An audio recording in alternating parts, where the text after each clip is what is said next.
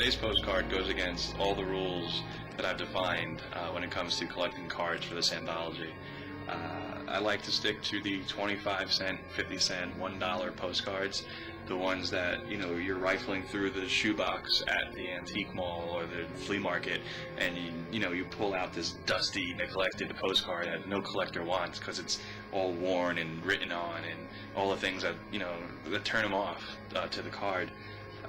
I paid $16 for this postcard. It's by far the most I've ever spent on a card. For one thing, it's a photo real card. These cards are always more expensive than the other cards. I mean, almost always. They're rare, obviously. Someone takes a picture and they make it into a postcard. In some cases, I'm sure they're one of a kind. As far as why I bought this particular one, I really think it embodies everything that this anthology is about.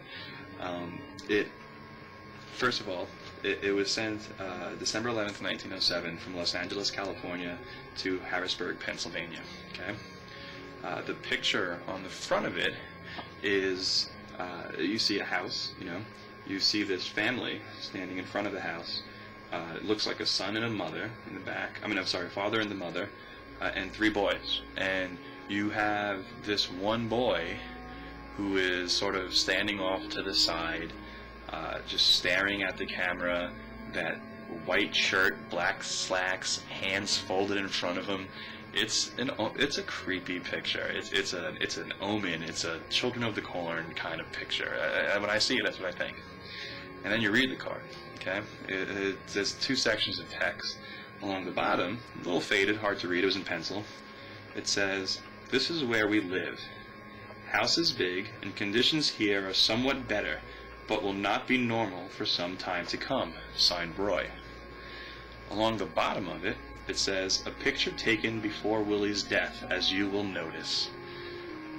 That, coupled, I think, with the picture of that creepy boy standing off to the right, makes this an absolutely terrifying postcard. And it just makes an endless amount of stories that you can do with this thing. It's hard to have so many stories. The story that I think I would do is I would probably try to I'd probably go against my original inclinations. Willie's a father who takes this family out to Los Angeles at the turn of the century. This is still frontier Los Angeles. This isn't Hollywood, Los Angeles. The Hollywood sign has not gone up. In 1917, I believe, the Hollywood sign goes up. So, he takes his family out there, and then he dies of tuberculosis or something. And Roy is the older son, and, obviously the kid off to the right, the kid that is distant from the whole family, the silent kid that needs to sort of take the reins of this family and keep them together and keep them strong and help them survive. I'm not sure where it would go from there.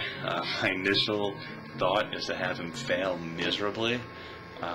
Probably because I'm a depressing kind of guy, I guess, and I write depressing stories, unfortunately. That's what I think I'd do. Gary Dauberman, he is the screenwriter for DC's, Warner Brothers DC's adaptation of the Dead Man comic character. Gary Dauberman is a screenwriter for that project. The Guillermo del Toro is directing it. He's actually putting together a story for the 2nd volume of Postcards using this card. He's working with Scott Keaton, who was actually the colorist for Elk's Run, another book I edited. And Gary had some thoughts on this card too when I first sent it to him. And I'm actually going to read you his email, so I'm going to be rude and turn this way for a second. Gary says to me, "Just so you know, this postcard is one of the strangest and most invasive things I've seen in recent memory. Those 2 lines, you get it, right? You get he's not talking about the house itself being normal, he's talking about the home. Maybe that hit you right away. It didn't really for me, but when it did, it was one of those sit back in your chair and let out a deep cold breath sort of thing. I wonder what the real story is behind it, and I understand that's the point of your exercise. See, Willie is the isolated kid on the right. The rest of the family, they kind of stay away from him. They always have. He's just different. He's got that look like he knows things, Answers to questions you don't really want to ever ask. and see how he stands like that, like he's waiting to be crowned king. Note how he's positioned by the entrance, like he's waiting for one of the others to make the first move and escape. Go ahead, I dare you. He wasn't even supposed to be in the picture, but right as the picture snapped, he walked outside just as if the world expected it of him.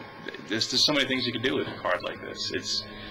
It's filled with everything. It's filled with potential sadness and potential horror and potential, stories of overcoming, and making a great life for yourself. So, what story would you tell?